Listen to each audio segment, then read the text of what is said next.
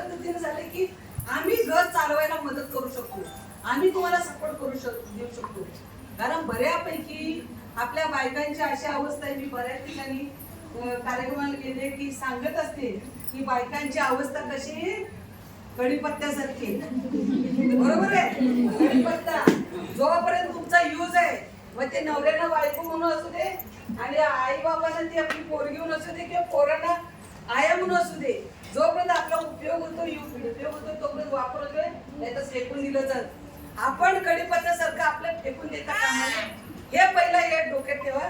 आणि हे त्याची कौशल्य स्किल जे तुम्हाला आता शिकवलंय ते सार्थक त्यामुळेच होणार आहे. आपला कढीपत्ता उभं द्यायचं नाहीये, आपण स्वावलंबी व्हायचंय, स्वतःच्या पायावर उभं राहायचंय. पूर्वी पण आम्ही राजगिरीचे लाडू वगैरे उद्योग प्रशिक्षण देत होतो, पण बायकांचं काय आहे, मला घरात बसून काय असेल ती सांगा. मार्केटिंग मध्ये प्रचंड ताकद आहे, लक्षात ठेवा. मार्केटिंग पण करायला शिका, आपली वस्तू दाखवायला शिकायला मार्केटमध्ये. हे मी करते, हे बघा तुम्ही.